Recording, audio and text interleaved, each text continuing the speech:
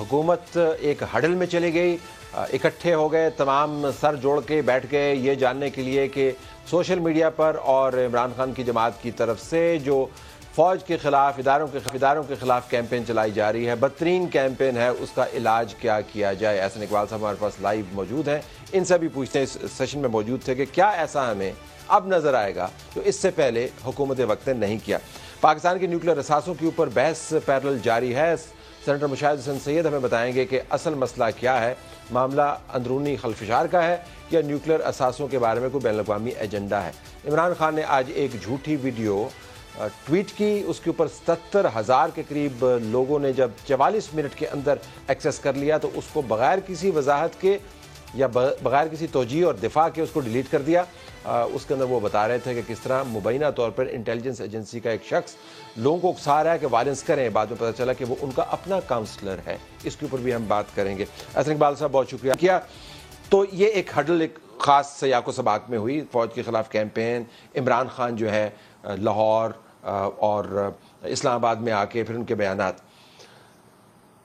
اب آپ کیا ایسا کریں گے جو آپ نے پہلے نہیں کیا؟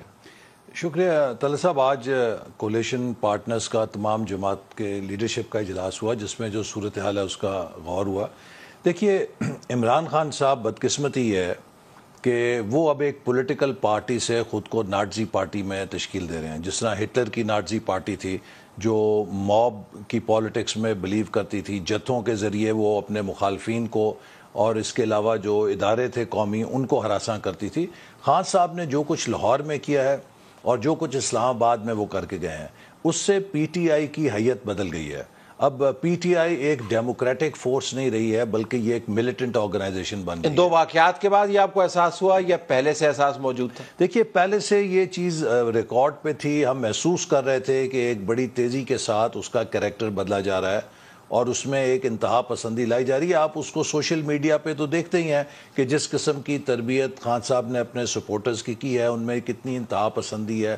آپ کسی پی ٹی آئی کے سپورٹر سے ڈائلاگ نہیں کر سکتے، مکالمہ نہیں کر سکتے، اور جو غلیظ ترین شاید گالیاں ہیں جو کبھی کسی نے سنی نہ ہو وہ آپ کو سوشل میڈیا پہ وہ تو دفاع کرتے ہیں، وہ کہتے ہیں سوشل میڈیا پہ کسی کا کوئی کنٹرول نہیں ہے، سپورٹر سے وہ کہتے ہیں اسمیل دا کافی، یہ ایک پبلک اوپینین ہے۔ پبلک اوپینین نہیں، لیکن ان کے اپنے جو جھنڈے کے ساتھ، ان کے نام کے ساتھ اکاؤنٹس ہوتے ہیں، ان سے جس قسم کے مغلظات آتے ہیں میرا خیال ہے کسی نہیں دیکھے۔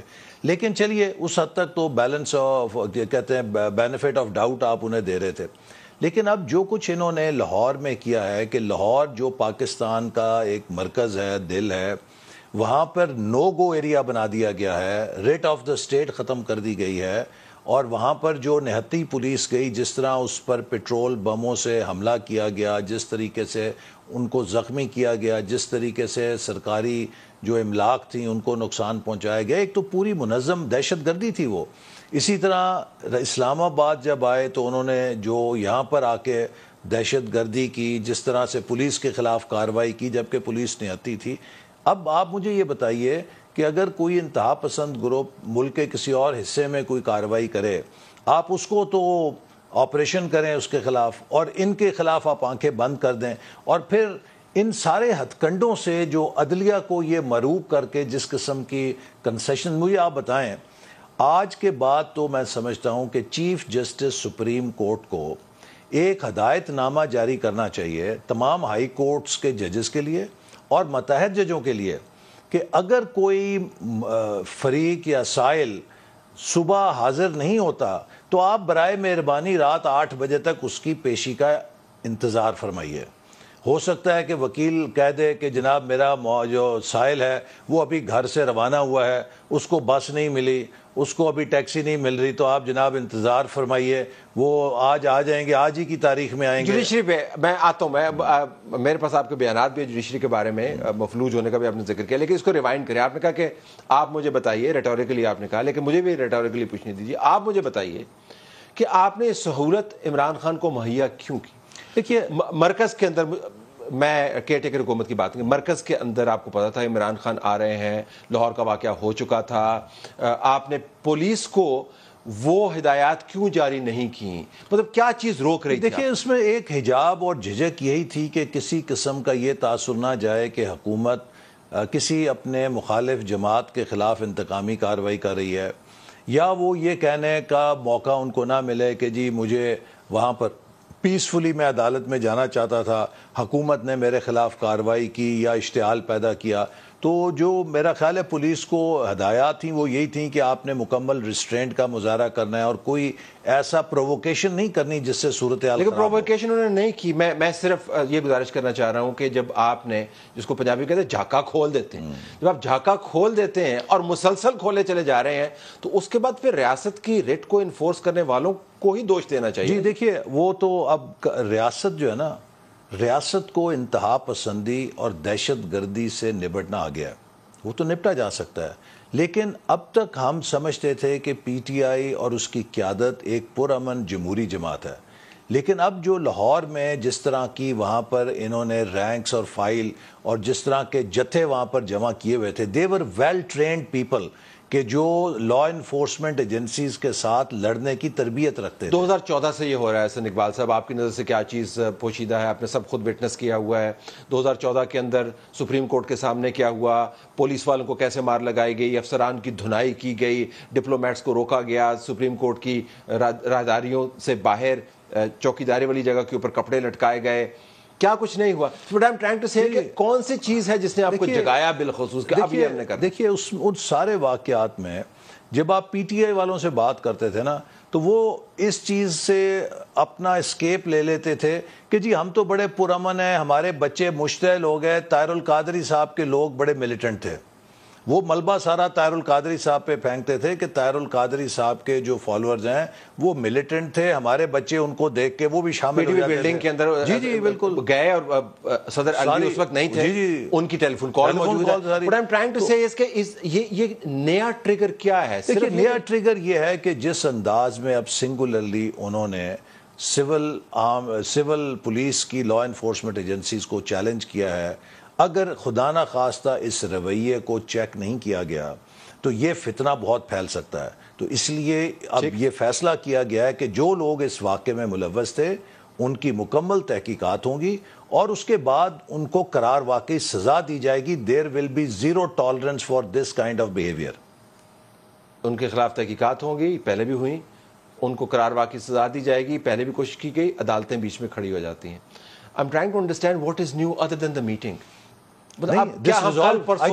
آئی تھنک جو بہت کلیئر بات ہے اس میٹنگ کا وہ ریزالو ہے کہ پوری کولیشن کے اندر ایک مکمل اتحاد اور یگانگت تھی اس بات کے اوپر کہ we have to deal with this kind of politics with firm response.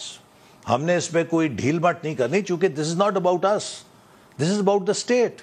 آپ دیکھیے جیسے آپ نے شروع میں بھی کہا کہ پاکستان از اے نیوکلیئر اسٹیٹ. پاکستان کی نیوکلیئر اسٹیٹ کو کوئی ایکسٹرنل خطرہ نہیں ہے. ہمارا دفاع الحمدللہ کوئی ہم سے چھیڑ چھاڑ نہیں کر سکتا. جو پاکستان کے دشمن ہیں وہ اب صرف یہ کیس بنا سکتے ہیں ہمارے خلاف کہ دیکھیے داخلی طور پہ یہ سوسائٹی کتنی امپلوڈ کر گئی ہے، اس کی لا انفورسمنٹ کے میکنزمز امپلوڈ کر رہے ہیں، لہٰذا وہ ایک پاکستان کے خلاف کیس بلڈ کرنا چاہیں گے. لہٰذا ہم یہ کیس بلڈ نہیں ہونے دیں گے.